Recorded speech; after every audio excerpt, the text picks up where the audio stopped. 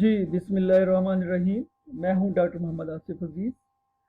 آج کے اس ویڈیو میں ہم آپ سے ایک انتہائی اہم موضوع پہ گفتگو کرنے والے ہیں، اور وہ ہے شہد کی مکھیوں پر یورپین فاؤل بروڈ، جو ایک انتہائی اہم بیماری ہے. اس کی کیا وجوہات ہیں، کیا علامات ہیں، اور اس کی مینجمنٹ کیسے کی جائے.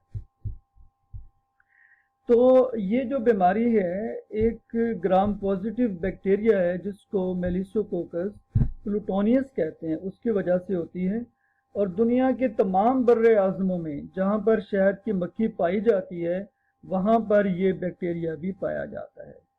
اور دنیا بھر میں اس بیکٹیریا کی وجہ سے جو یورپین فاؤل بروڈ کی بیماری ہے اس کا مسئلہ، اس کے پرابلم جو ہیں وہ دن بدن بڑھتے چلے جا رہے ہیں.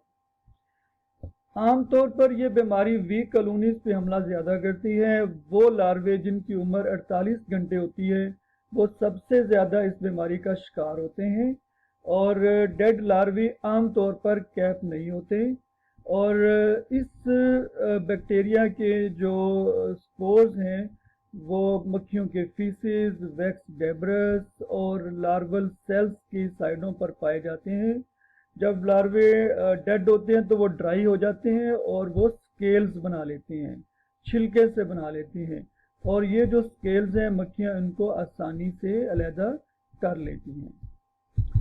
یہ یورپین فاؤل بروڈ کی بیماری ان کالونیوں پہ زیادہ حملہ آور ہوتی ہے جو سٹریس میں ہوتی ہے. اس سٹریس کی وجوہات پور نیوٹریشن بھی ہو سکتی ہے کہ اس میں شہد کی کمی ہو، پولن کی کمی ہو. موسمی ناموافق حالات بھی ہو سکتے ہیں جیسے کہ ٹھنڈا موسم اور بارش والا موسم جس میں نمی بہت زیادہ ہو. ہائیو موومنٹ، ایک جگہ سے دوسری جگہ پہ ہائیو کی ٹرانسپورٹیشن بھی ہو سکتی ہے، اور نرس بیز کی کمی بھی ہو سکتی ہے.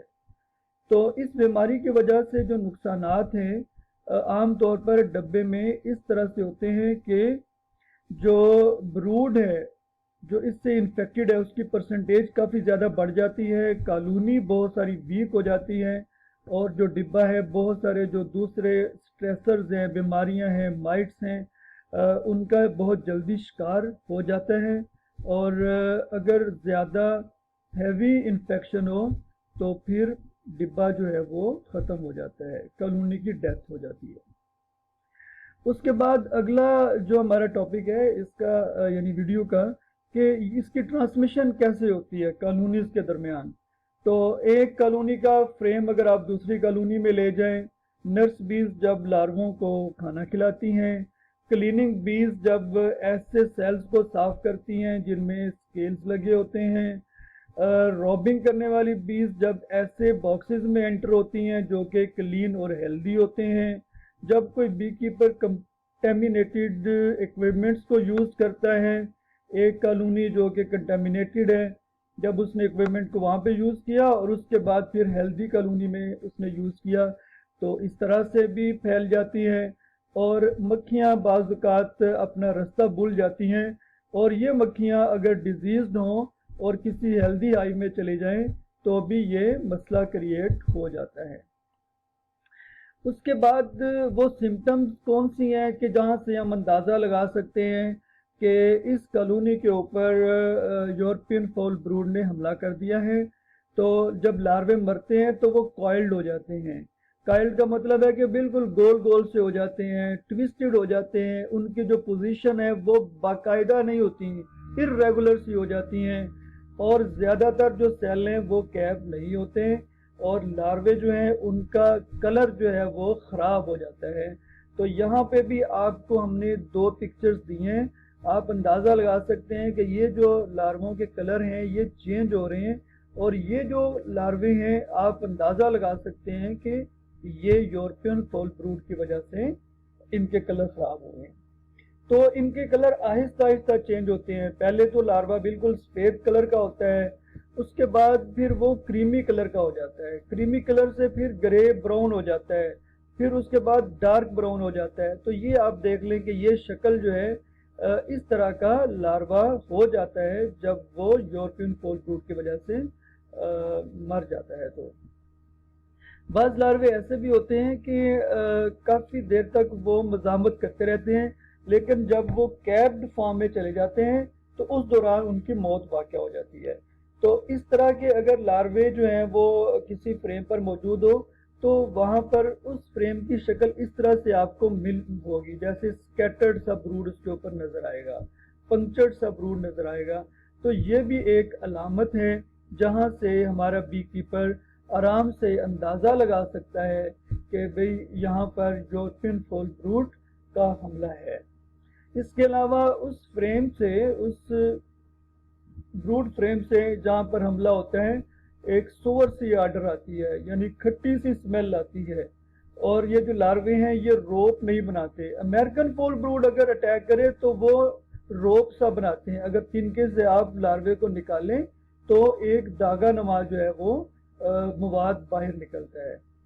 اس بیماری سے ورکر لاروے بھی متاثر ہوتے ہیں، ڈرون کے لاروے بھی متاثر ہوتے ہیں، اور کوین کے لاروے بھی متاثر ہو جاتے ہیں۔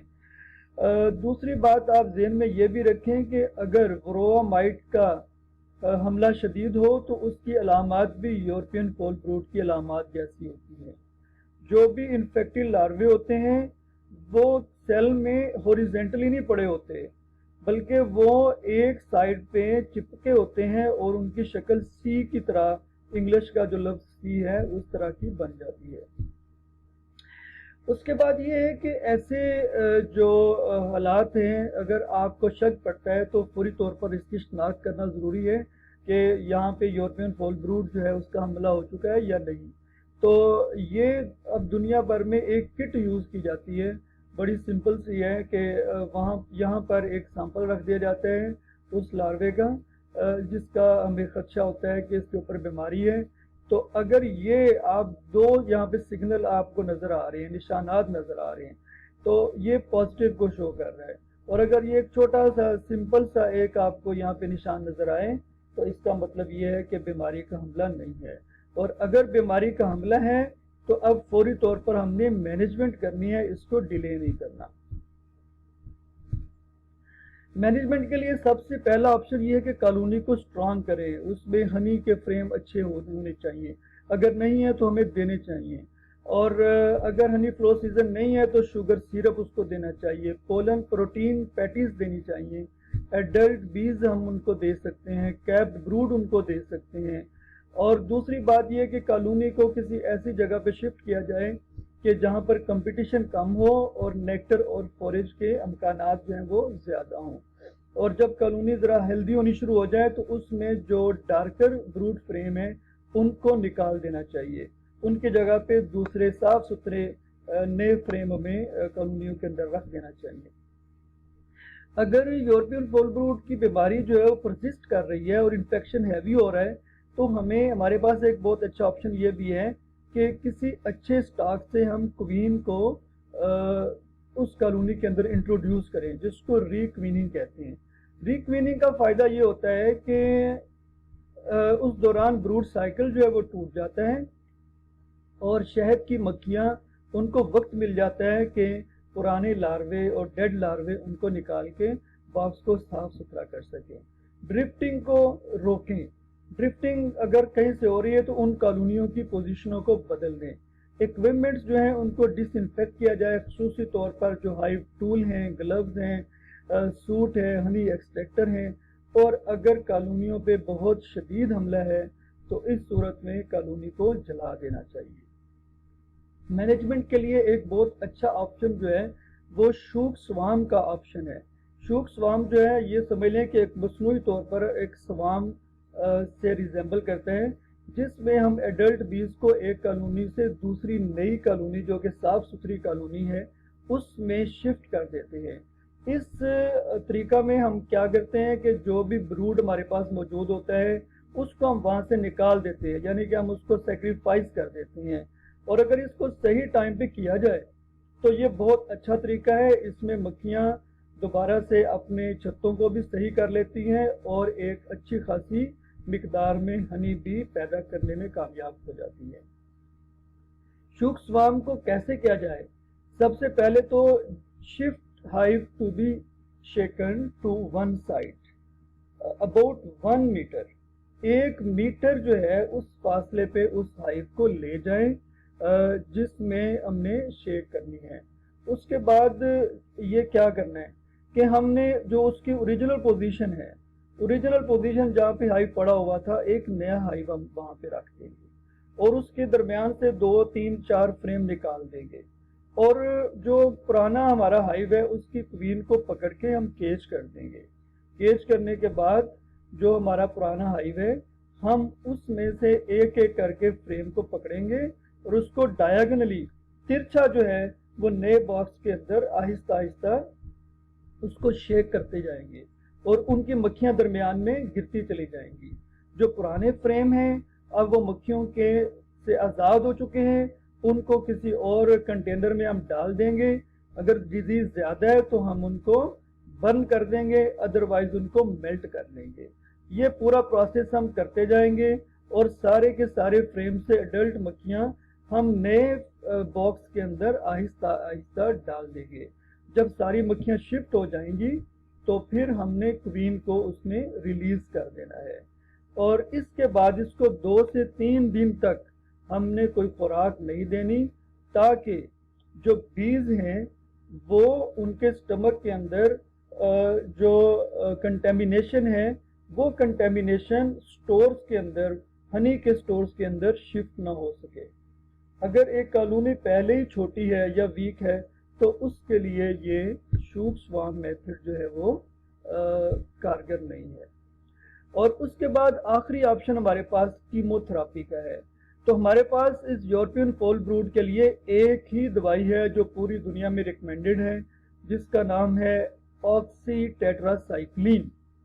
آکسی ٹیٹراسائکلین، آکسی ٹیٹراسائکلین جو ہے اس کی ڈوز ہے 250 mg۔ اس کو 50 گرام آئس شوگر میں ہم نے ملا لینا ہے اور جو بروڈ فریم ہے اس کے اوپر ہم نے ان کو چھڑکاؤ کرنا ہے۔ تو یہ ایک کالونی کی ڈوز ہے، اس کو ہم نے 3 سے 4 دن کے وقفے کے بعد مسلسل 3 دفعہ جو ہے کالونی کے اوپر ٹریٹ کرنا ہے۔ اب اس کے اوپر ہم نے اسپرنکل کرنا ہے۔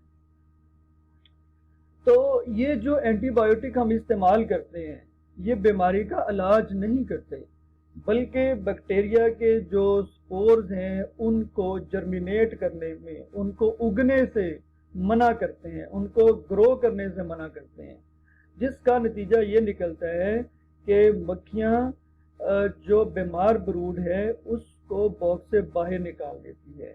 اور جب یہ اینٹی بایوٹک موجود ہوتا ہے، جب مکھیاں لارووں کو کھانا کھلا رہی ہوتی ہیں، تو اس کی وجہ سے جو ہیلدی لاروے ہیں ان کے اندر مزید بیماری جو ہے اس کا پھیلاؤ رک جاتا ہے۔ تو اس مقصد کے لیے اینٹی بایوٹکس کو استعمال کیا جاتا ہے۔ یہاں پر 2 احتیاطیں بہت ضروری ہیں کہ جب بھی شہد کا ہنی فلو سیزن چل رہا ہو اس وقت ہم نے کبھی بھی اینٹی بایوٹک کو استعمال نہیں کرنا، اور شہد کے فلو کے سیزن سے کم 4 ہفتے پہلے ہم نے اینٹی بایوٹکس کا استعمال جو ہے وہ مکمل کر لینا ہے۔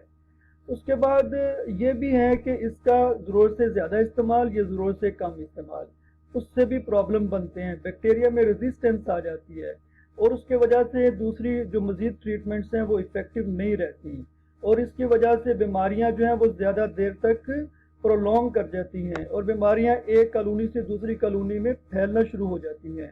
تو اس وجہ سے یہ ہمارے پاس آخری حل کے طور پہ ایک آپشن ہوتا ہے کہ ہم باقی سارے کے سارے مینجمنٹ آپشن استعمال کرنے کے بعد اگر ہم سمجھتے ہیں کہ ابھی بھی بیماری کنٹرول نہیں ہوئی تو پھر لاسٹ آپشن ہے کہ ہم کیمو تھراپی کے اوپر آ جائیں۔ تو thank you very much for watching this video. آپ کو میں دعوت دوں گا کہ آپ میرے چینل کو سبسکرائب کریں، کومنٹس کریں اور یہ ویڈیوز دوسرے دوستوں تک، پرٹیکولرلی جو ہمارے بی کیپرز ہیں ان تک شیئر کریں تاکہ سب لوگوں کا بھلا ہو جائے۔ اللہ حافظ۔